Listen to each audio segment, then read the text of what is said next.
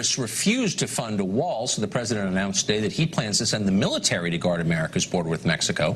The announcement was sparked by a convoy of more than 1,000 Central Americans that has been making its way through Mexico toward this country. Mexico's government claimed on Monday to have broken up the convoy and deported 400 people in it. But the people who are actually running that convoy say otherwise. One of them told BuzzFeed, quote, "Don't be fooled, the government isn't disbanding it.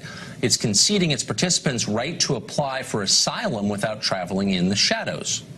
Either way, we have no reason to trust the good intentions of the Mexican government. In 2017, the Mexican Foreign Ministry published a video encouraging Mexican citizens to break American immigration law.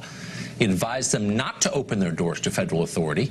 It told them to hide the fact they're there illegally. And it was not the first time the Mexican government has done this.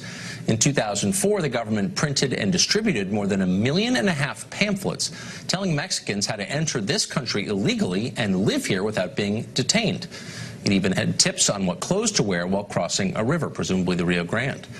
Recently, Mexico filed an amicus brief protesting Texas's anti-sanctuary city bill.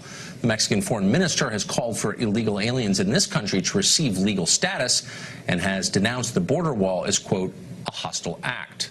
Hostile? Mexico is the hostile power here. Just today, former Mexican President Vicente Fox tweeted that Donald Trump is, quote, enemy #1 of Mexico. He then retweeted someone else who suggested that if a dispute does happen, Trump will, quote, probably give back the state of California. The implication, of course, is that Mexico really owns California. In a 2017 poll, 65% of Mexicans said they viewed the United States unfavorably. 42% viewed America very unfavorably.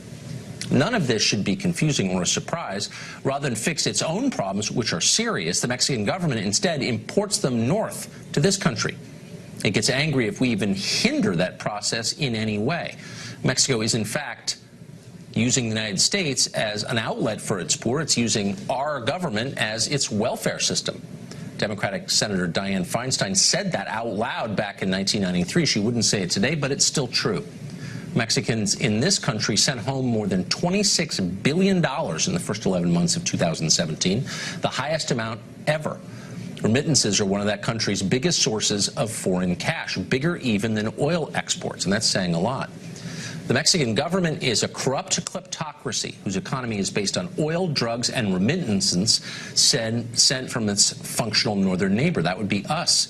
It's one of the most unequal and racially biased countries in the world. And yet somehow our mindless, guilt-ridden media say it is racist to criticize the government of Mexico, which again is a racist government, run, by the way, by an overwhelmingly white elite that went to American Ivy League schools. This is insane. Mexico isn't sacred. It's a country, good and bad. But for the purposes of this conversation, it is a hostile foreign power whose interests are very different from ours, and we should treat it as such because it is.